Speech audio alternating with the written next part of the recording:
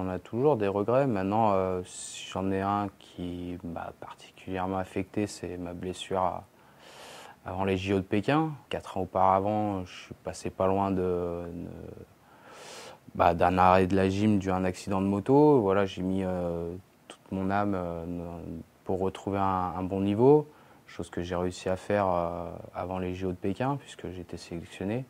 Malheureusement, je me blesse 15 jours avant et voilà, je me blesse pour diverses raisons. Alors c'est peut-être une mauvaise gestion de moi-même et voilà, je me sentais peut-être pas prêt à réaliser ce que je voulais faire.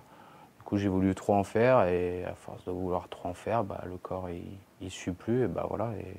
Et là, je me suis blessé. Donc ouais, je pense que c'est un regret parce que j'ai pas su gérer ce moment-là, quoi. Beaucoup d'échecs, il y a beaucoup de déceptions. C'est dans ces moments-là qu'on arrive à trouver la force supplémentaire pour encore plus se dépasser sur les échéances qui suivent. C'est des déceptions sans en être parce que ça nous apprend à revenir, mais c'est des déceptions dans le sens où ça arrive jamais au bon moment et on n'a jamais l'impression qu'on les mérite parce qu'on a toujours l'impression de faire le max, de jamais tricher et puis qu'au final ça s'abatte un petit peu sur nous comme ça sans qu'on comprenne trop pourquoi.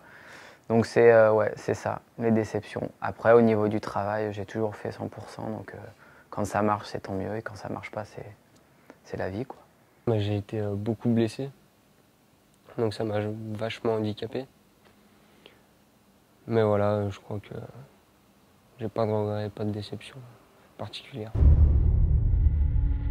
Ça a forcément une saveur particulière parce que ce soit Lyon ou Bercy quand c'était les internationaux, c'est quand même quelque chose. On est à la maison, on sait qu'on a tout le public derrière, on sait qu'il faut aussi pas les décevoir. Donc c'est même après 20 ans de carrière, on a l'impression qu'on a un peu tout connu comme situation. Et puis faire Bercy au bout de 20 ans, on se dit ah bah non, en fait il y a encore des trucs qu'on peut apprendre. Et effectivement, je pense qu'être à la maison c'est un stress particulier, c'est une motivation particulière. Donc je crois que Montpellier ça va être pour ceux qui y seront quelque chose de grand, et puis même pour nous qui risquons de les suivre de loin, ce sera aussi quelque chose de très grand. Ouais. Les amis, la famille, de pouvoir venir voir ces grosses compétitions, parce qu'ils sont un petit peu étrangers à ce monde-là, parce que c'est souvent à droite à gauche dans le monde.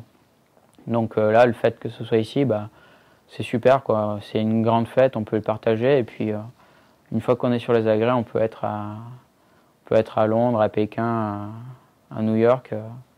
Les agrès restent les agrès, donc on fait abstraction, on va dire. De toute ma carrière, ce sera la seule grosse compétition officielle qui a lieu en France. En plein cœur de la région où habite ma famille, ma belle famille. Donc ça va être pour moi une belle fête. Je suis sur cette fin de carrière et j'ai à cœur d'être à mon meilleur niveau devant ce public-là qui m'a suivi sur toute ma carrière et à qui j'ai envie de rendre un petit peu de ce qu'ils m'ont apporté en faisant une belle perf là-bas. Donc c'est une étape essentielle pour moi à l'approche des Jeux, mais surtout une étape essentielle en cette fin de carrière.